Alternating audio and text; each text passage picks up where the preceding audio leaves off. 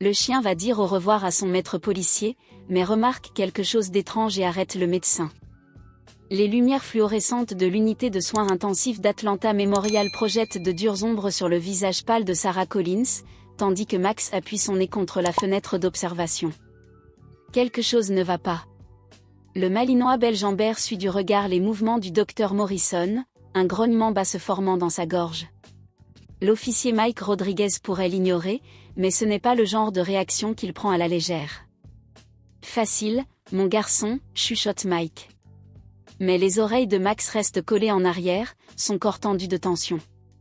À travers la vitre, Sarah demeure immobile, entourée de moniteurs bipants et de sacs de perfusion suspendus. Il y a à peine 12 heures, elle travaillait encore à son poste habituel à l'aéroport international d'Atlanta. Le flair aiguisé de Max les avait guidés à travers le labyrinthe des terminaux et des points de contrôle de sécurité. L'odeur avait frappé Max en premier, un effluve chimique, agressif, qui signifiait toujours des ennuis. Sarah avait fait confiance à son instinct, comme elle l'avait fait au cours des 5 dernières années. Cette nuit-là, ils avaient traqué un suspect jusqu'au terminal maritime, où une opération de contrebande de drogue était sur le point de mal tourner. Sarah se battait pour sa vie, et Max ne pouvait se débarrasser du sentiment que le danger n'était pas encore écarté. Le docteur Morrison ajuste quelque chose dans la ligne intraveineuse de Sarah, et le grognement de Max s'intensifie. Mike tire doucement sur la laisse, mais l'officier K9 ne bouge pas. Il y a quelque chose de familier dans les gestes du médecin, quelque chose qui déclenche un souvenir du terminal de l'aéroport. Mais Max ne parvient pas à le faire comprendre à son partenaire humain. « Je sais que tu t'inquiètes pour elle », dit Mike en s'agenouillant à côté de Max. « Nous le sommes tous. » Mais Sarah est entre de bonnes mains. Les mots ne signifient rien pour Max. Tout ce qu'il sait, c'est que la même odeur chimique dangereuse détectée à l'aéroport s'accroche maintenant aux vêtements du docteur Morrison. Et chaque fois que le médecin entre dans la chambre de Sarah, ses signes vitaux chutent mystérieusement. Le docteur Emily Chen, jeune résidente, s'arrête au poste des infirmières, attirée par le comportement inhabituel de Max. Elle a déjà travaillé avec des chiens de thérapie dans le service pédiatrique et sait que les officiers K9 sont différents. Leurs instincts sont affinés par des années de formation et d'expérience. La façon dont Max suit les mouvements du docteur Morrison n'a rien à voir avec de l'anxiété ou une simple détresse liée à la séparation. C'est autre chose. A-t-il réagi comme ça avec tout le personnel médical, demande-t-elle en s'approchant prudemment. Non, madame, répond Mike. Ça a commencé aujourd'hui. Seulement avec. Il est interrompu par le bruit soudain du moniteur cardiaque de Sarah. À travers la vitre, il voit le docteur Morrison se précipiter à son chevet en aboyant des ordres, alors que ses signes vitaux chutent. Max bondit en avant, manquant de faire tomber Mike. Son aboiement résonne dans le couloir stérile, un son que Sarah aurait immédiatement reconnu. Ce n'est ni un cri d'alerte pour des drogues ni pour des explosifs. C'est un avertissement. Le même qu'il avait donné quelques secondes avant la fusillade à l'aéroport. Les yeux du docteur Chen se plissent tandis qu'elle observe le docteur Morrison manipuler frénétiquement les médicaments de Sarah. « Officier Rodriguez, depuis combien de temps connaissez-vous le docteur Morrison ?» Sarah a été admise hier soir, pourquoi ? Parce que je travaille dans cette unité de soins intensifs depuis 3 ans, dit-elle lentement, et je ne l'ai jamais vu avant aujourd'hui. Les aboiements de Max atteignent un paroxysme lorsque le faux médecin croise enfin son regard à travers la vitre. Reconnaissance. Peur. Haine. Puis il se dirige rapidement vers l'ascenseur de service au bout du couloir. Arrêtez-le, crie le docteur Chen. Mais Max est déjà en mouvement. 5 ans d'entraînement. D'innombrables heures d'exercice, de poursuite et d'appréhension. Tout cela pour mener à ce moment précis. L'imposteur avait blessé son partenaire une fois. Il n'aurait pas de seconde chance. Les portes de l'ascenseur se ferment lorsque Max se libère de sa laisse.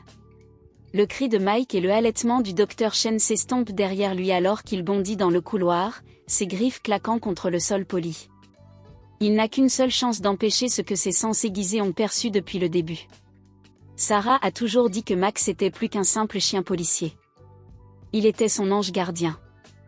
Et les anges gardiens ne prennent pas de pause café. Kicker Martinez a continué.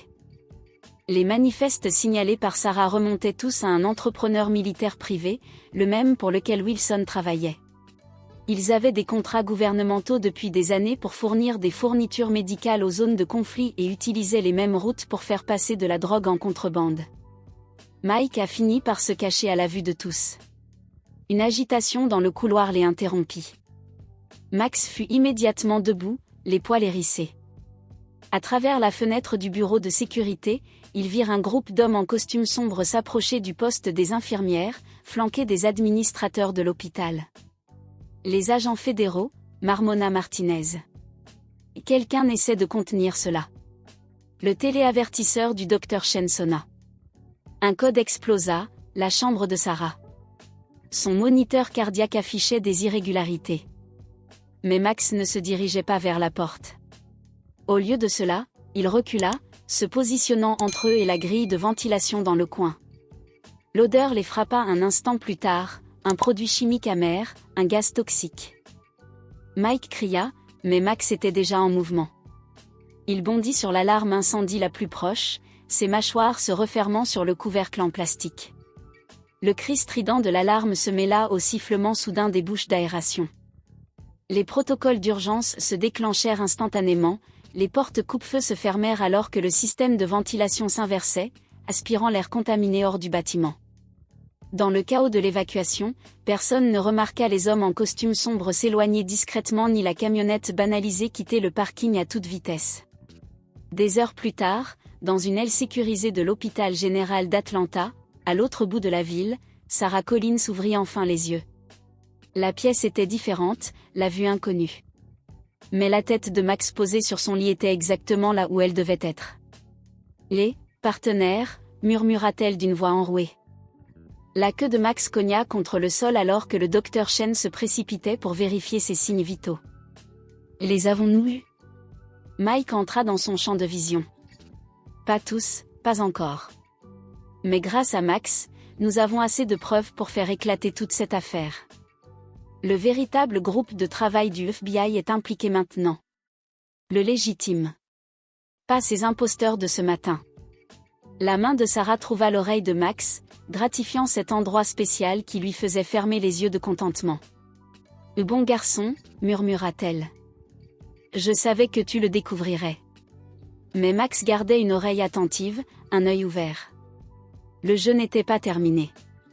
Les gens derrière tout ça avaient des connexions partout, des ressources qu'ils n'avaient même pas encore découvertes. Et Sarah était toujours leur fil conducteur. Au dehors, le détective Martinez se coordonnait avec les véritables agents fédéraux. Leur radio crépitait de mise à jour. Les nouvelles se répandaient sur toutes les chaînes, un réseau massif de contrebande de produits pharmaceutiques, des entrepreneurs militaires corrompus, la sécurité de l'aéroport compromise. Pourtant, alors que le soleil se couchait sur une autre soirée à Atlanta, Max savait que la bataille ne faisait que commencer. Quelque part dans la ville, un téléphone sonnait dans un bureau très exclusif. À l'autre bout de la ligne, quelqu'un était très en colère que Sarah Collins soit toujours en vie.